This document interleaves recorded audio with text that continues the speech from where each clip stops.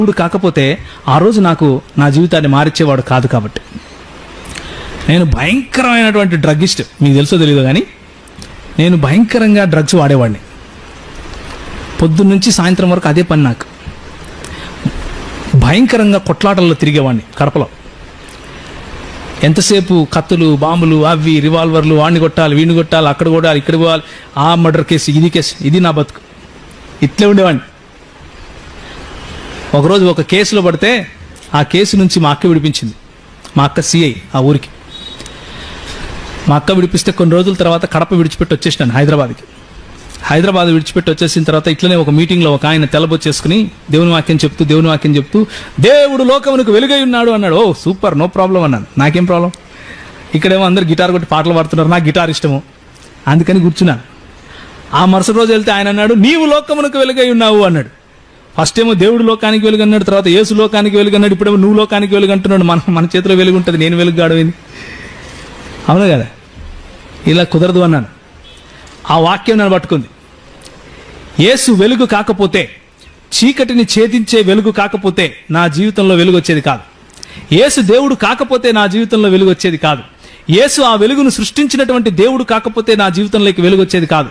యేసు దేవుడు కాదు, చిన్న దేవుడు అని ఈరోజు నువ్వు చెప్తే నేను ఈ బైబిల్ విడిచిపెట్టి పోవడం బెటర్. అందుకనే ఒకే కులం అన్నాను, సేవకులం. ఈ యేసు దేవత్వాన్ని నిరూపించుకుంటూ పోవడమే నా పని. ఒకరోజు ఇట్లే హైదరాబాద్లో ఒక చిన్న పుస్తకాలు కొనుక్కుంటున్నాను. పుస్తకాలు కొనుక్కుంటుంటే ఒక ఆయన గడ్డం పెట్టుకుని టోపీ పెట్టుకొని వచ్చి ఒక కరపత్రం ఇచ్చాడు. అందులో ఉంది, ఎవరు చెప్పారు యేసు దేవుడు అని? ఆయన చెప్పాడా? బైబిల్ ఉందా? బైబిల్ అంతా చెడిపోయింది, మీ వాళ్ళంతా అబద్ధం చెప్తున్నారు, టక్ టక్ టక్ టక్ టక్ చెప్తున్నాడు. నాకేం అర్థం కావట్లేదు, ఇట్లా కొట్టేస్తున్నాడు. అంటే మాటలు నాకేం అర్థం కావట్లేదు, ఊపిరాట్లేదు అసలు. నా పక్కన అన్నున్నాడు, ఆయన నన్ను ప్రభువులో నడిపిస్తున్నాడు, అంటే కొంచెం శిష్యత్వంలోకి నడిపిస్తున్నాడు. ఆయన వైపు చూస్తున్నా ఏమైనా చెప్తాడు అని.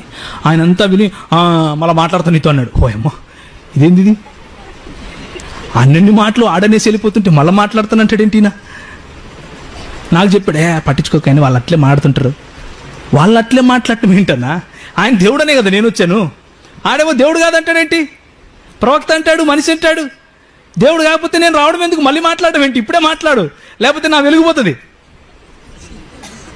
ఆ రోజు నిర్ణయించుకున్నాను, యేసు ప్రభువుని గురించి చదవాలి అని, యేసు ప్రభువుని గురించి సంపూర్ణ అధ్యయనం చేయాలి అని. నేను చేసినటువంటి నా 16 ఏళ్ల అధ్యయనంలో నేను కనుగొనింది ఇదే. బైబిల్లో ఏ లేఖనము కూడా దేవుని యేసు ప్రభు యొక్క దేవత్వానికి వ్యతిరేకంగా లేదు. బైబిల్లో ఉన్నటువంటి ఏ లేఖనము కూడా ఆయనను దేవుడిగా కాకుండా నిరూపించడానికి వీలు లేదు కూడా. అలాంటిది సృష్టించాలనుకున్నా కానీ, సృష్టించాలనుకున్న వాళ్ళు సృష్టించారు, కానీ నిలబడలేకపోయారు. దేవుని వాక్యంలో ఉన్నటువంటి శక్తి అది. ఆయన దేవుడు, మహాదేవుడు.